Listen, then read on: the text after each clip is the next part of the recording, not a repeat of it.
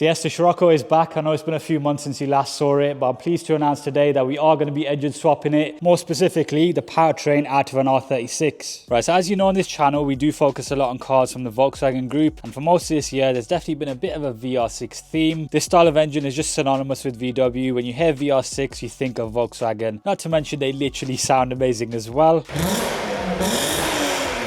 And that led me to a thought. What would it be like to have that powertrain in a newer gen Scirocco? Well, thankfully, I didn't have to wonder too much, as there has been examples of the swap completed over the years. The more famous one being the white HPA car that was featured on Doug Jamura's channel. That utilized a whole Mark 5 R32 as a donor car, and it was even twin turbocharged. But if you're sad like me and you spend your spare time watching endless videos of fast golfs on YouTube, you'll have come across these crazy turbo 3.6 swapped Mark 6s built by HGP, usually just hammering everything on runways and autobahns. Turbocharging aside, I just love the idea of 3.6 litres in a hatchback sized car. And yes, there's even a video out there of an R36 turbo Scirocco from the guys over in Poland at AW Racing and R Performance. Now thankfully over the years I have been given the opportunity to drive various swapped cars, but ironically the first ever one I filmed was actually Romeo's Mark 5 with an R36 swap. It's crazy how things pan out. We also can't forget the Caddy RS project that started early in the year. That involved transplanting a 5-cylinder out of a TTRS 8J into a $500,000 van. We filmed the complete swap up in Manchester over at DDG Developments. So anyway, back in August, I finally had enough of the Scirocco itch and ended up with this. A facelift R with around 70,000 miles for the bargain price of just £5,500. Yes, it looked estate and it did have a bit of a rattly engine, but that was all accounted for in the price. As usually to get one of these facelift Scirocco Rs, you've got to spend a minimum of £11,000 to £12,000. So quite a big saving. But yeah, I didn't have a donor car ready at the time, and I also didn't want to make any big promises on the channel until I could actually attempt something. So I thought, let's just get the car up and running as a daily until I can eventually swap it. I began with some maintenance like the cam belt and cam chain, new plugs, dropping the sump to clean out the pickup pipe, basically all the usual 2-litre TFSI checklist items. It ran really smooth, a big improvement over previously, and the timing all looked correct on VCDS. But I thought, no, before I trust using this as a daily commuter, I'm going to go and kick its head in around the local country roads. And I'm glad I did, because after around 20 minutes or so of pretty pleasant driving, this is what happened just as I was pulling back into my unit.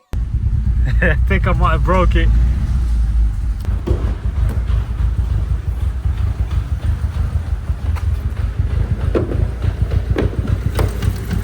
Right, okay. Engine light. So yeah, not the most ideal sound. It still does run just with a bunch of misfire codes. There's nothing for the chain, but I don't think it's bottom end. It's probably something at the top here. So maybe I've done something wrong in the work that I've done, or there was an underlying issue with this engine prior to that. We may look into it at a later date, but at the moment I've got no interest in the 2-litre TFSI. I actually bought this car with the presumption that the engine may be bad, but the plan was always to VR6 swap it. Now don't get me wrong, an engine swap is no easy feat. There's a lot of work involved, but I just fancy setting myself a bit of a challenge. Now that we've got this indoor workspace, we haven't got to worry about rain, we can work later hours. Got the 2-post lift also. But definitely the best way to go about this sort of plan is to have a full donor car. Now we've obviously got a full Passat R36 behind us, but I'm going to put you long-term viewers out of your misery. No, I'm not going to be touching that after all of the work we've been doing throughout this whole restoration build. But yeah, before I go ahead and bring the donor car in, I just wanted to drop a quick reminder. If you enjoy content like this, make sure you go down and click subscribe. It helps a lot with just leveling things up a bit, and obviously we have got a bunch of exciting projects on the go currently. And more importantly, of course, if you want to be following this build, I'm going to be getting to work straight away. But enough talking, let's bring the other one in.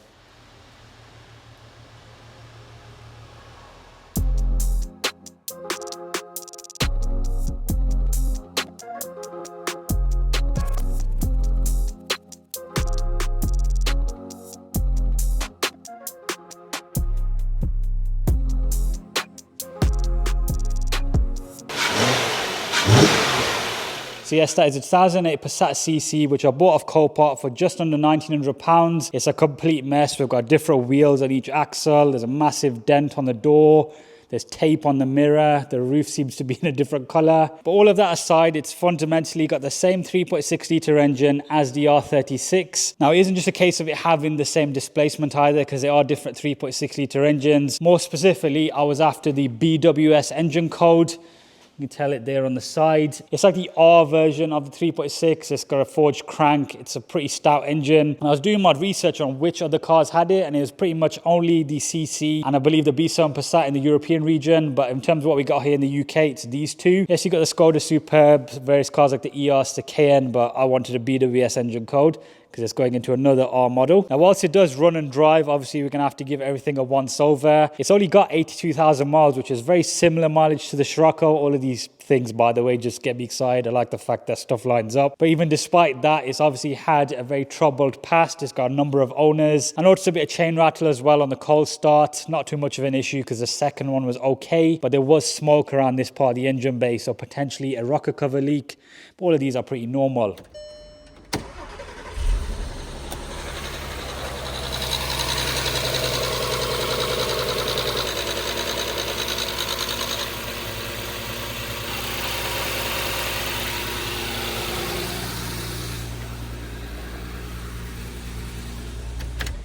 Now, whilst on the topic of a car's past history, I just want to take a minute to thank today's video sponsor, Car Vertical. Now, if you're not already familiar with Car Vertical, it's essentially a website that allows you to obtain a full history check on any car. All you've got to do is enter your registration or the VIN. So as per usual, I got a report for the CC before bidding on it through Copart. But of course, in this situation, I was already aware of the category and salvage status. But that's only one element of these reports. They can tell you a number of things, such as whether or not the mileage has been tampered with, the car's financial legal status, i.e. outstanding loans or finance, and also if it's been previously stolen. Thankfully, the CC came back clear on those, but in the damage section, the record stated that it's actually been written off twice. So yes, that most recent category and status was actually given in July of 2022, and it's clearly been on the road since then as it's got an active MOT, but it was also Cat D back in February 2014. Cat D is basically the old term for category N, and they both just mean non-structural damage. But between that new discovery and the various salvage photos that I had, I thought it was still worth a bid as they're quite a rare car now. And after all, I was after that BWS engine code, so it's not like I got much choice. Right, so that's Car Vertical in a nutshell. Nice and easy to use. I will definitely tell you a lot about your car's past history.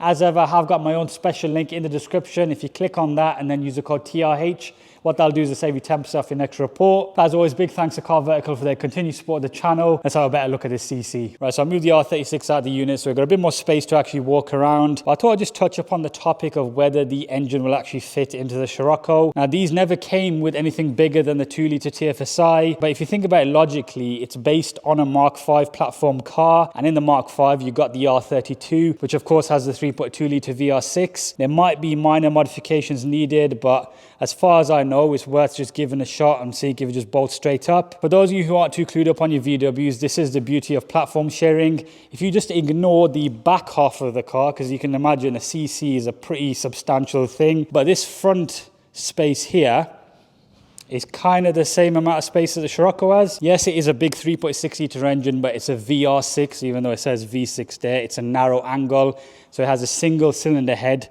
It doesn't take up a bunch of space, and obviously it's mounted transverse, so the gearbox is right down there. I mean, just little things like this coolant bottle is in the exact same place in the top left corner. The brake fluid reservoir there. We also have the fuse box in the exact same location. The wiring is going to be a whole separate topic in itself. But one of the biggest differences, apart from the fact that it's a VR6, is that we've got the airbox here. And in the 2-litre TFSI engine bay, you have the battery there. Now, I have seen in some conversions, people have just fed an intake here, but I'll probably want to just do it properly because I love that airbox. It's one of the best OEM ones you can get. Now, if we just, whoa, that made a lot of noise. I haven't really shown too much of the interior because it's absolutely filthy in here, but it's got these pretty cool tan seats, which when I saw the listings, I was feeling to take them out and put them into the Scirocco, like a bit of a black over tan vibe. But I don't know, we'll see, because the condition of them and the dirt that's been on there, I don't fancy sitting on it. We also have the fact that this is a DSG. All 3.6s came with the DSG gearbox. I believe it's a DQ250. Of course, the Scirocco is a manual,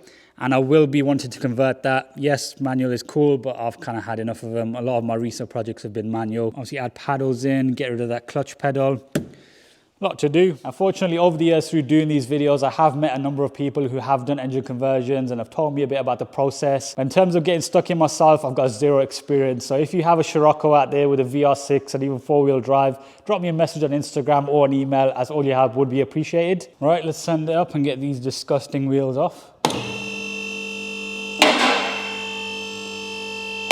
This is just covered in wildlife as well. I think this car's been sat for ages. But saying that, these bolts actually don't look too bad. Will it come off? Easy peasy. You know what? I'm quite impressed with the hardware coming off this. Wheel bolts are always a great way to tell. Look, it's not even stuck to the hub. The Scirocco one needed about 10 whacks with a hammer. Still got an under tray, even though it's been crashed twice. I am keeping all the hardware off this car. Can't see any rust yet. There's no reason a T25 should look like that on a Volkswagen, even after a year. Right, so initial impressions are pretty good. I can see a bunch of parts that are shared with the R36. So that's going to help with the restoration as well as the conversion project. But you can have a look for yourself. We'll start from this side with the front discs. Doesn't look to be too much of a lip on there. This is the standard 345mm setup that you get on every performance VW of this era. Now, this is what I mean about it not actually being rusty at all. Look at the state of that shock absorber. It's still got all this black paint on it. For a 2008 car, it's very impressive. And I know this only has 80-odd thousand miles, but this has around 76k and it's way rustier. So I think Scirocco's just have a poor quality undercoating. Drive shaft doesn't look too bad. Hubs all look pretty decent. Got an aftermarket drop link. That's the usual Star branded one again. Pretty much the same situation on this side as well. It's got its fancy R logo tension clips. I may actually nick them, to be fair. You see a bit of the body surface rust. This shock's looking a bit worse. Okay, that means that it's been changed on that side. Getting a bit ahead of myself. Yeah, that's probably brand new. That's why it's looking like that. Right, let's get to the exciting bit, the engine. That's the sump for the 3.6.